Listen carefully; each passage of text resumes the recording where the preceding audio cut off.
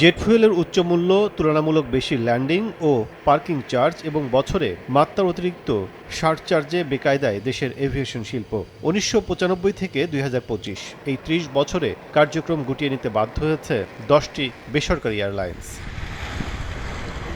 চলতি বছরের শুরুতে সারচার্জ অনেকাংশে কমলেও এখনও ভোগাচ্ছে জ্বালানি ব্যয় ও বিমানবন্দরের বিভিন্ন চার্জ। বর্তমানে 4টি এয়ারলাইন্স কার্যক্রম পরিচালনায় থাকলেও সংকট রয়েছে নানামুখী। বিশ্বের সঙ্গে তাল মিলিয়ে বাংলাদেশের এভিয়েশন শিল্পের প্রবৃদ্ধি বাড়াতে আসছে বাজেটে নীতি সহায়তা চান সংশ্লিষ্টরা। সরকারের যদি প্রত্যক্ষ সহযোগিতা থাকে এবং আমাদেরকে যদি বিভিন্ন ইন্ডিভিজুয়াল সেক্টর ওয়াইজ যদি আমাদেরকে সাবসিডাইজড করে আমাদের সেই ফ্যাসিলিটিগুলো দেওয়ার সুযোগ থাকে, তাহলে আমি বলবো যে বাংলাদেশ এভিয়েশনে আসলে ইউএস বাংলা সহকারে আদার যে এয়ারলাইন্সগুলো আছে তারাও কিন্তু এগিয়ে যেতে পারবে। দীর্ঘদিন ধরে উন্নয়নের কথার ফুলঝুরিতেই আটকা পড়ে আছে আকাশপথে পরিবহন সেবা। এবার সেই জটলা ভাঙতে চায় বিএনপি সরকার। প্রতিমন্ত্রী জানান, এভিয়েশন খাত লাভজনক করতে নেওয়া হবে পদক্ষেপ।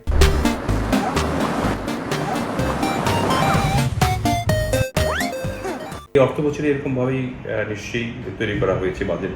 তো অধিবেশন শুরু হচ্ছে 7 তারিখ থেকে। আপনারা বুঝতে পারবেন, রিফ্লেকশন বুঝতে পারবেন পরে।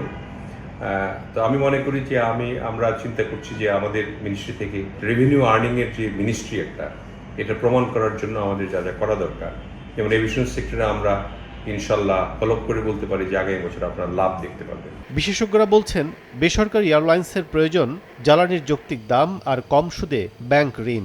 এয়ারলাইন শিল্প যদি চলতে হয় তাহলে সরকারের পক্ষ থেকে সহযোগিতা দরকার, মাস্ট। ট্যাক্স স্ট্রাকচার যেটা আছে সেটাকে কমাতে হবে। তারপর আরেকটা যদি আমরা দেখি যে অ্যাক্সেস টু ফান্ড, কিন্তু আমাদের এখানে যে ব্যাংকের যে ইন্টারেস্ট রেট 13-14%, 15% ইন্টারেস্ট রেট, এই ইন্টারেস্ট রেটে এয়ারলাইনগুলো যদি তারা টাকা লগ্নি করে, কোনো এয়ারলাইনের পক্ষে এটা টাকা সময় মতো পরিশোধ করা সম্ভব হবে বলে মনে হয় না। বাংলাদেশে ফ্লাইট পরিচালনা করছে 35টির মতো বিদেশি এয়ারলাইন্স। দেশীয় এয়ারলাইন্সের নানা সীমাবদ্ধতায় এ খাতের সিংহভাগ অর্থ চলে যাচ্ছে বিদেশে।